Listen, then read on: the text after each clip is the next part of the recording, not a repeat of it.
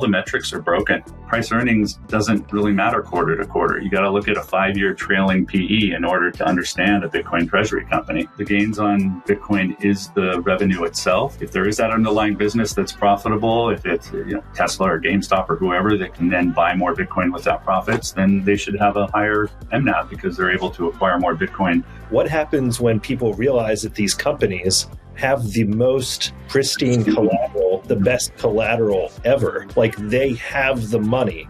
Like, give me money so I can buy better money. On a rolling 1-year basis, MSTR has outperformed the Mag 7 stocks on every single day over the past year. That's just fact.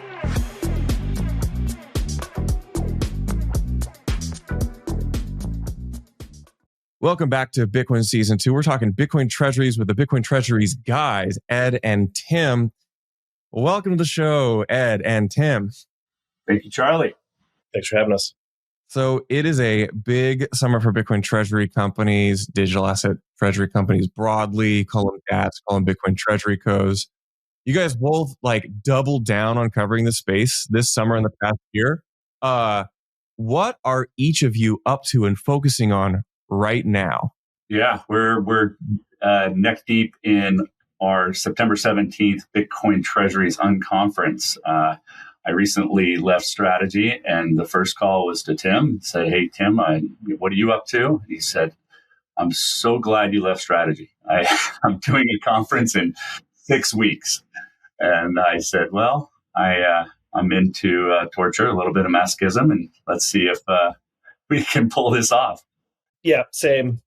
I'm pretty much planning a conference, but no, it's fun. The Bitcoin Treasuries podcast was kind of an accidental thing that I put on an orange tie at the right time, and that turned into digital conferences, and that's now turning into a real life conference. So we're really excited to be able to really be together with the whole community, and Ed goes to 7,000 conferences a year, but for us mere mortals, it is really just a special time when everybody's together, and the space is growing to where it's kind of almost, unless you've been around for a long time, you kind of haven't met everyone. So it's great to just shake someone's hand and really be in the room and be able to feel what's going on, not just through your screen on your phone. So yeah, really excited. Yeah, it's like Batman or Bane, where nobody cared who I was until I put on the tie. Okay. So let's. I'm going to throw a question at you. We're recording this on Saturday, the 30th of August, and as of right now, MicroStrategy is down. Now, this has caused ruffle some feathers online. I see some people complaining about it on Twitter or whatever. But I think maybe to frame this conversation, just what's going on with MicroStrategy being down right now, and then what does that indicate for the treasuries market broadly, do you think? Yeah, before we answer that, Tim, do you want to give the disclaimer? What you're about to hear may be amazing, but it's not financial advice. Back to you. This is not financial advice. This is three guys sitting, armchair ripping about, our thoughts on the market. Yeah, and for those listeners that are listening after September 17th, what an amazing event that was, huh? Unbelievable. The shock, the celebrities that showed up, the lasers, the smoke, the balloons. It was just wow. I mean, orange balloon. If you weren't there, you've probably heard about it. You missed it. So, anyways, I don't think anybody knows the answer to your question, which is kind of cool, right? It's always been that way in Bitcoin that, people that have been in, I bought my first Bitcoin in 2011, really didn't dive into it till maybe 15. And so that seems like a long time. And I don't know what I'm talking about. Someone who's been in Bitcoin a long time has not been in it for 40 years. They didn't learn from their grandfather and know their grandfather. And so it is a bunch of opinions. There's not a lot of accountability, and the people that kind of seem to know what they're talking about rise to the top a little bit, but no accountability. So the ideas of institutional money, retail money, what is causing, different coins or Bitcoin or the stocks to move up and down, is just obsessing people. And I've come to the point, when you think it's going one way, I've come to the point where I just don't trust my feed. And whatever my feed says is always wrong. So I've become a complete contrarian investor. So when my feed is telling me Saylor's going bankrupt and the Treasury stocks are going to zero and stuff, I'm throwing more money in just because I don't even trust my feed or myself anymore. The counterfeit indicator. Yeah. I know. What's your take on the pulse in the market right now, Tim? I just think it's super entertaining when, like, the biggest debate right now on X over the past day or two is someone posted about Fong buying $1 million or so, or $10,000, whatever the number was, of some preferred strategy stock. And then, so then you have people saying, is that even newsworthy, or is it a slow news day? But then if you actually look at the document, it's not Fong, it's like his kid bought it. So it's like, is it newsworthy? And then if it is newsworthy, it's not even always correct, right? So do your own research. The reality is, I thought a post from James Van Straten a couple of days ago was interesting. He said, strategy has always led Bitcoin. And like on the day, it was just some snapshot of strategy stock being up much more percentage wise than Bitcoin. And it's like, well, these things are volatile. I think what people are starting to learn is they're like super volatile. So, if something's down 10, 20, 30, 60, 70%, maybe that's not the best time to like really go out the risk curve to like options or, make your own decisions. But it's like, it's volatile. So that's what we know. Yeah, it's like, hey, suit coiners, welcome to Bitcoin. It's volatile. Nothing's changed. So I hear this, I haven't done this treatment as much on this podcast, but like about like the why of Bitcoin treasuries, there's treasury companies. And like, I hear this claim, like there's a lot of money out there that like can't necessarily buy spot BTC. It's locked out. I'm not like familiar with like where this money is, what it looks like, who these people are. Why are certain entities, I would say maybe more the institutional investor types, why are they buying these Bitcoin treasury companies? So in certain jurisdictions, in certain countries, in certain corporate or institutional mandates, you can't buy Bitcoin. I mean, some percentage of retail investors through their Vanguard or whatever, they can't buy Bitcoin, but they can buy MicroStrategy, and they may be able to buy other Bitcoin equities. So I think that's been like an obvious answer for quite some time, continues to be. And even reflecting on my own journey a year or two ago, when I said, the Bitcoin volatility is just like, it doesn't feel the same. I need more, right? So then you have leveraged Bitcoin. And I think that's just a natural for someone that's very comfortable with the volatility of Bitcoin and wants that performance that maybe they had 4, 5, 6, 7 years ago. I think that makes a lot of sense as a progression. Yeah, it's the unlocks, right? I mean, going back to 2011, where, I put a credit card into a Japanese website, to I don't even know if I bought it or not. I think it was sitting there on a spreadsheet. And then you got Coinbase, and then you get, 100 exchanges. And then you get, my neighbors, I present them with options. I say, you can do Coinbase. And they're like, nah, that sounds complicated. Okay, you could do Unchained. It's like, nah, I don't need that much. I can do River. That sounds pretty simple. Or you can do the ETF. And so it's unlocking it to all kinds of different markets. Even the Bitcoin ATMs is an unlock, but it's a sad unlock when you look at, but people use those ATMs like crazy. So unlocking it to more and more markets. And in this case, the treasuries is unlocking it to principally the fixed income markets, which is the $4 trillion unlock. So how much are you guys, when it comes to like BitcoinTreasuries.net, I've got it pulled up here, like how much are you guys actually like participating in figuring out how to track these entities? Because I've spent my time in like trying to make sense of, wide data sets and try to like standardize them. And while I don't know all the esoteric stuff that goes into like TradFi filings and standardization. Like, I feel like even if we just look at Bitcoin treasury companies, like it's kind of hard to, it can be hard to compare them apples to apples on a spreadsheet. Like, what goes into this? What, like, tease this out for me? Like, what are some like things that kind of make it difficult to like equivocate, company A, B, and C together? I'll throw this to Tim. Yeah, as you know, I was in the L2 space for a while, and the guys at Bitcoin Layers were just trying to compare all the L2s, and it was just this impossible task. And Rizzo and NVK are over at Bitcoin Treasuries.net, who we partner with very closely to try to do the same thing over there. I hope I'm not front running anything, but they're coming out with kind of a scoring system. Even before I was trying to say, how can we measure these all? How can we compare them? And there just ended up being like 28 different metrics on, leadership team and where they're getting their debt and doing all this. So I think probably the best way to try to understand that and get your head around what the difference of them are is to come to New York on September 17th to the Bitcoin Treasuries Unconference. NYC. No, seriously though, it's like you have to meet the guys. You have to hear their story. Some of them have really good stories. They're Simon is a genius in the way he presents it, but some others are struggling with their story. Others are just taking a pure New York approach and raising money, and that could work as well. So it's in progress. Yeah, on the scoring system.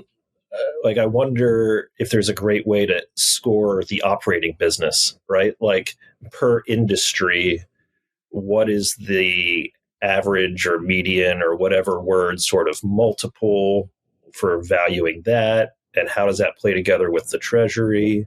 I saw a post a day or two ago that was, hey, all of our data is kind of user community driven. It's pulled from the community. I mean, make sure to dive deep and be aware that this information might be the best information available at the time, but it doesn't mean it's all correct. And so I think there's a lot of great work to do. And I think we're going to look back on this time and just be like, wow, I don't think we even know what a Bitcoin treasury company is. And right, Ed, I think you talk sometimes about a couple different buckets, right? Just having Bitcoin on your balance sheet, and that's great, versus a levered Bitcoin equity, actually doing the strategy. And then how does that, right? What's the ideal Bitcoin treasury company? Does it have a native Bitcoin sort of service or product or both? And is all the digital delivery and distribution the best? Can make an argument that it is. So what does all that look like? And I think we've seen a few things hit the market where it's like they kind of nailed that. And those companies may or may not have the same name as the current president of the United States. I mean, if you really do look at the presentations, it's like cell phone service, digital media, some of these ideas are take the person or the entity or the politics out of it. It's interesting for me to just think about. Yeah, you have the extremes of ones that there is no real underlying business. They're just using a ticker, kind of like the REITs, right? Where it's just, that's all they are. It's just a real estate investment trust. And then the other extreme, you have Tesla that is a small percentage of their treasury holdings, but they're both Bitcoin treasury companies. And at the end, what they're doing is protecting their melting ice cube, And so if it's a company that's just an all-in treasury company, they're buying Bitcoins, issuing shares, great. They're protecting their personal ice cube from melting over time. And then a Tesla on the other end is saying yeah, we noticed the ice cube is melting and we're going to protect that a little bit. Hey, Will here with Blockspace Media. Did you know that we have individual feeds for all our shows? If you're watching the Mining Pod, Bitcoin Season 2, or the Court Show, be sure to check out the individual feeds You can find him on your podcast player of choice, whether that be Spotify, Apple, YouTube, etc. Just type in Block Space Media and you'll find all our shows pop up, or just type in the individual show name like The Mining Pod or Bitcoin Season 2. Be sure to hit that subscribe and give us a 5-star rating so we can continue to bring you the best content in Bitcoin. We saw like the mining public company narrative start in 20 and 21. And some of these companies put Bitcoin on their balance sheet. Like they put a lot. And even today, right now, I would say, mining companies, you say Marathon's got a lot, CleanSpark's got a decent position. Like the mining businesses are some of the, best Bitcoin capitalized businesses out there, but yet they don't seem to, for some reason, be like a part of like the Bitcoin Treasuries conversation.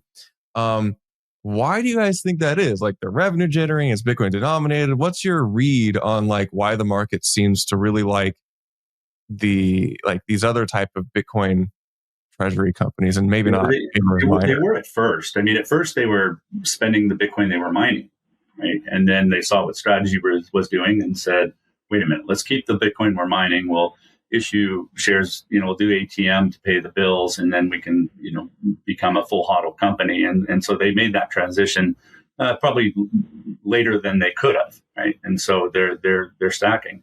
I actually was on a 1-hour call yesterday talking to a guy about this, about why the mining companies lost their appeal, why everybody's over into the more traditional treasury companies and why the mining, and there really isn't a great answer for that.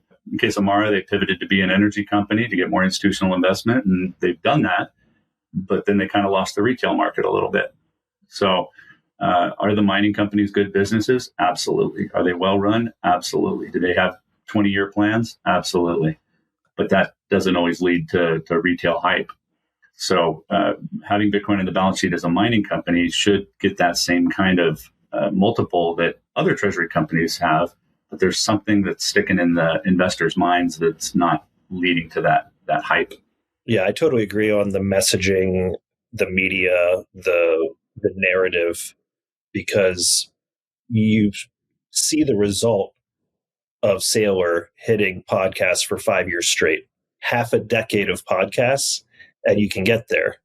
But how many other Bitcoin treasury executives are going to do that or need to do that, right? Maybe that's an open question. The aspect of, you look down the list of these companies, at least half of them, probably 3/4 of the companies in the top 100, I'm just making up numbers, not financial advice, they haven't even really publicly said anything as far as like trying to be in the media or even tell their story. So is that right? Maybe that's a different bucket. It's a leveraged Bitcoin equity, or it's a Bitcoin treasury company with or without leverage, whichever bucket it's in, with no storytelling or narrative around it at all. And then what happens if TradFi 6 months or 6 years from now goes, wait a second, we value like a lot of these public equities at like 30x book. So maybe we should start valuing all these treasury companies at 30x book. Well, right now they're trading at like less than NAV to 1 or 2 NAV, right? It's wild. It's really wild to think about. And to Ed's point, anyone that's an expert, you can be an expert since Bitcoin was invented, but that's about it. And it's kind of silly, right? We're all learning, hopefully, every day. Yeah, it's very clear we're in like this narrative creation moment and this narrative discovery period. But this is the question like hanging over all our heads is like, eventually, sometime in the future, is it 1 year? Is it 20 years? These things have to transition to being like real businesses, or do they?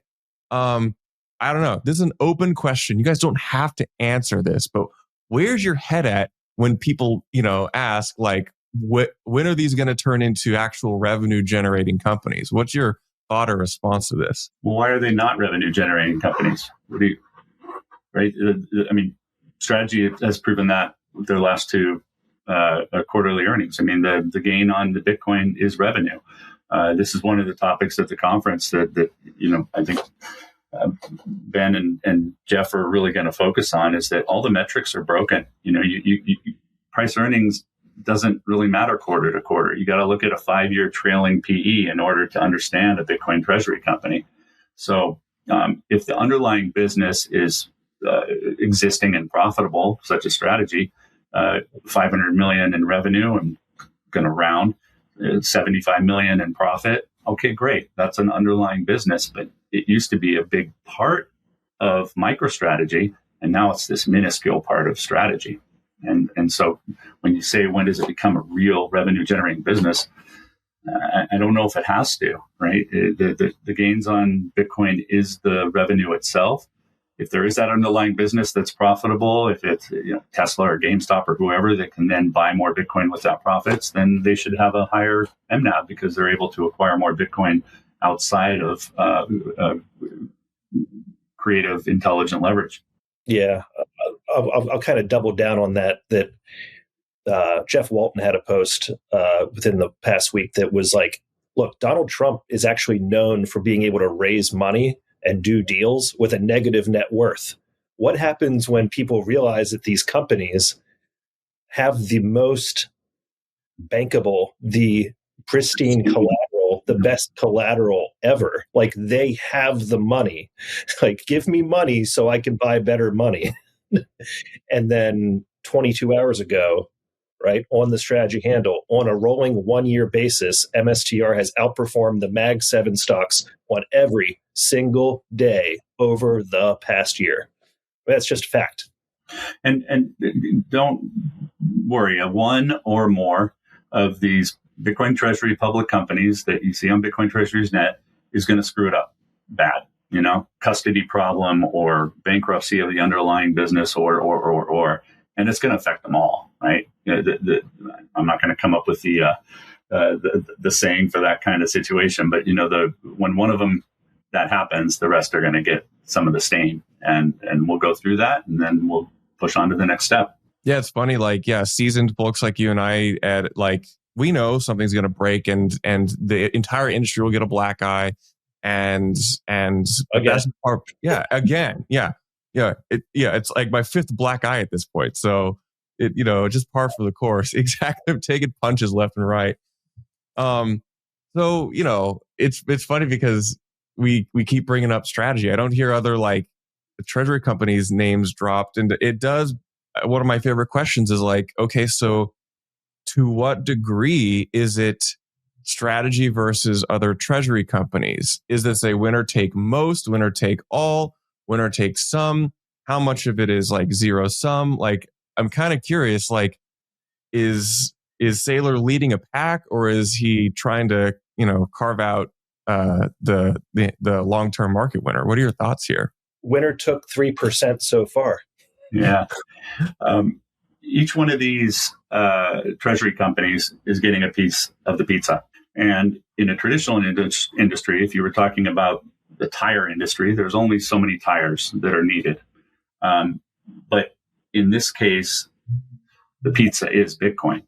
And Bitcoin is growing so fast. Just imagine that pizza on the table is growing so fast that everybody's pizza is growing.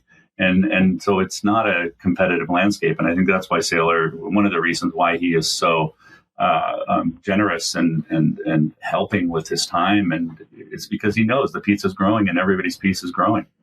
It's interesting because it's not even my full-time focus, but I can tell that the meta for what the next play in the treasury strategy, not strategy treasury, but just the strategy of doing Bitcoin treasuries, the meta is shifting really quickly. And Saylor's leading it, issuing different types of preferred stocks. But what would you guys say the meta is right now? And where could you see it going? What are the next competitive edges you think that these treasury companies could deliver or offer to try to attract more capital? I think and this narrative or this kind of explanation has been floating around for maybe a year or more now, but I think the reality of the companies being able to tell the story, okay, that's there, but these are largely what have been deemed zombie companies. But what happens, as Ben Workman would say, when you actually have a growth company adopt a leveraged Bitcoin Treasury strategy. Like, I think that's one of the next iterations that people are going to be like, holy smokes. Maybe that's Bitcoin native, maybe it's not, but I don't think we've really seen that yet. Ed, do you disagree? No. I hate all these phrases we come up with. It's like, oh, it's early and this and that. But the fun part is always that we have so many brilliant minds in this space. You go to, we all say this, that we're the stupidest person in the room, and we all feel like we mean it. It's like, especially when you go to OpNext, another fantastic conference. I'm definitely the dumbest guy in the room at OpNext. It is humiliating, but whether it's Nothing Stops This Train or now I can't wait till MNAV compression goes away. That one's just it grates on me. But we'll come up with these thought leaders who just kind of are powering through this and go, here's what it is.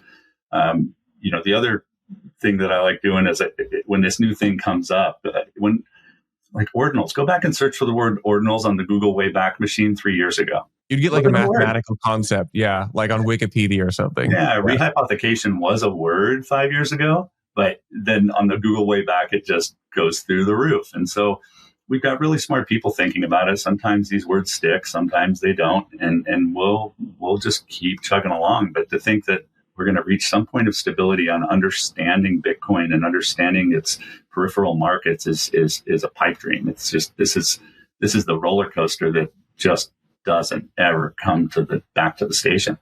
So I have a delicate question I'm going to throw at you guys, and you can duck and weave, or you can answer it head on, take it wherever you want. But there's a Bitmex report recently, I think last week or 2 weeks ago, looking at these DATs, the digital asset treasury companies. They expanded it to all crypto treasury companies, where they looked at the management fees and the take by the folks who are spinning up these companies. They could be pretty large, like percentage of like assets under management. What are your guys' thoughts about this? Is the industry getting maybe a little over its skis or over exuberant, or is this a way that the companies can differentiate themselves? What are your thoughts on this? Did you see that report, Tim? No, but I mean, I think the obvious thing that comes to my mind is it's the new SPAC craze, right? It's like the new shiny thing. And, I just saw Jeff Park post that, within a year or whatever length of time, all of these alternative coin asset DATs, treasury companies, are going to say something like the smart ones will say, we're going to allocate 10% to Bitcoin. And you've already seen it. I mean, because it was 2, 3, 4 months ago, you already forget that Polkadot and something else said we're going to put some of our treasury into Bitcoin. Well, people, right, as soon as the announcement goes by their ears, they've already forgotten about it, and myself included, right? You can't really hold this in your brain, maybe chat or some other AI can. And it's that's already happening. It's going to happen more. You want to build your house on sand, to quote Matt Cole, but it's Bitcoin's where it's at. If you're going to go out the risk curve, yes, short term, if you're a trader, maybe that makes sense. But I just see it all coming back to Bitcoin the way it has every single cycle. You guys got, you've plugged the conference a bit here coming up in, by the time this comes out, it'll be what I think 14, 15 days. You're talking about the one on September 17th in New York City that you can find on the one on September 17th in New York City. Yeah. Bitcoin Treasuries Unconference on Luma, that one. Yeah. So, I mean, but, I'll kind of round out this conversation by asking you guys, what are you most excited to hear people talk about at your conference? Like, what kind of speakers are you excited to have lined up? What kind of conversations are you eager to platform? Because you guys are in the business of programming this. This is the definitive conference for treasuries. What are you excited to see? Yeah, I think just a couple days after Tim announced it, he got a DM from Saylor saying, I want to be a part of this. And, we had a call and we thought about it. We were, weighing the options, and we told him, okay, Ed Be respectful. Respond immediately. I said, tell him no thanks. We got Gladiator, but that was a joke. That didn't go through. No, so I mean, of course, that was thrilling, and he's going to do a keynote at the beginning. Then we'll have him on 2 separate panels. One of them with Brian Dixon and Mark Moss. I'd have to pull it up here, but we're going to have one on MNAV and all the metrics that are out there. We're going to have one on proof of reserves with Adrian Morris. We're going to have one on self-custody, whether that's actually an option. We're doing this in foreign markets. Why is it different than the U.S.? So, I mean, we're doing this town hall format, which is kind of because we feel like people have a little presentation and panel fatigue. And so we'll have a small stage in the front surrounded by tables and chairs. The thought leaders will get up and give their thoughts on the topic for 15 minutes. And then we'll have mics in the audience where people will, get to make comments. That's going to be incredibly risky, but we're going to figure out how to pull that off. We were thinking about having a huge gong. And then like 45 seconds, somebody just goes gong and we cut their mic. But it's going to be a format that you haven't seen in Bitcoin, which will be super cool. And we'll get some debate going on these topics because that's all we can do right now is debate. I just don't know anybody that could get up in front of a crowd and talk about Bitcoin treasury companies and be authoritative about it. When you go to OpNext, you got brilliant minds who are doing incredible research on the protocol. And you're like, okay, this guy's legit. He's going to tell us where he's working on but nobody can say that in the treasury world. Yeah. Ed, do you want to talk about not Adrian Morris, although we highly respect his work, Adrian Pruitt.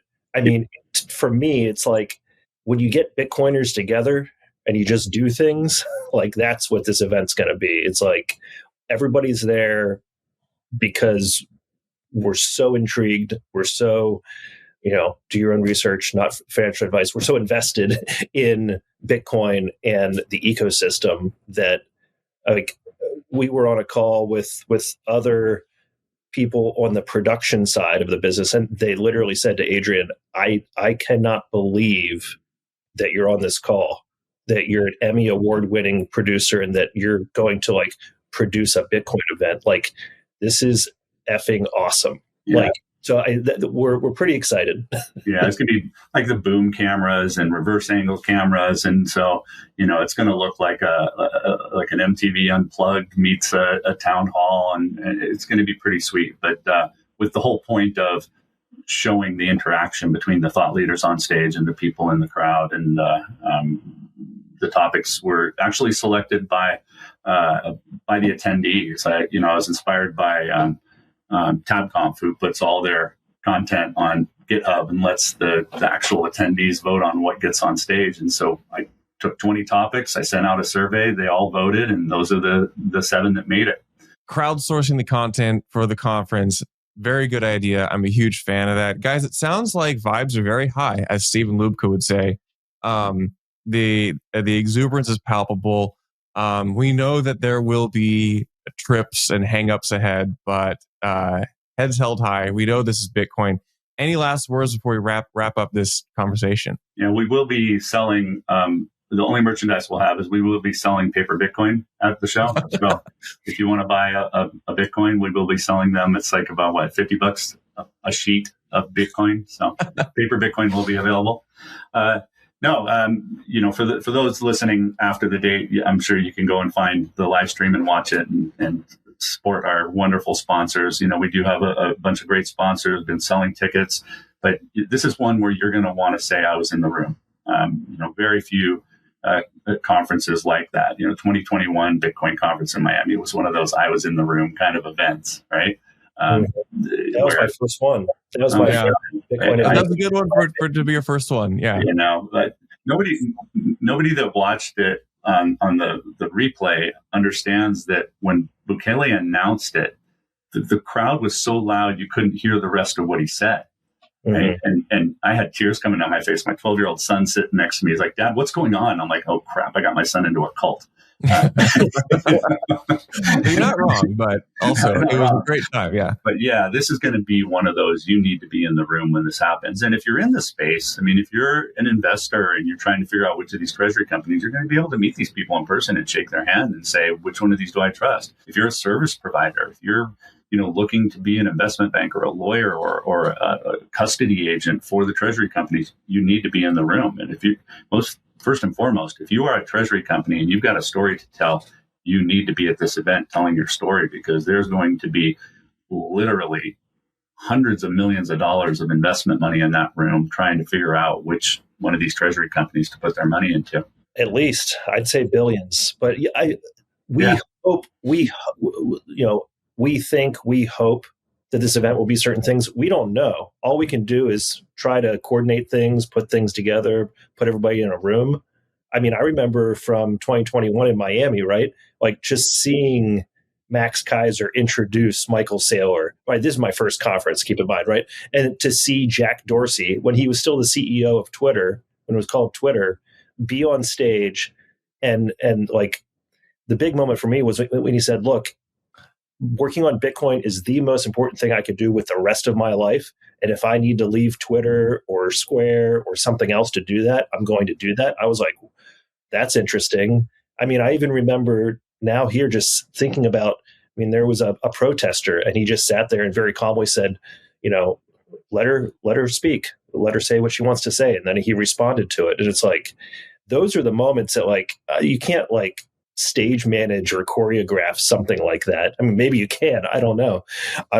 So it's like, those are the moments that like, when you're in the room, you're like, that's wild, right? It's how many years later, you're still remember those moments where you're like, there might be something to this. And so that's what we're hoping to create. And I think the live stream, is the next level, because then you have a couple hundred people in the room, but you have tens of thousands, maybe hundreds of thousands of people also experiencing it at the same time, and obviously can watch it.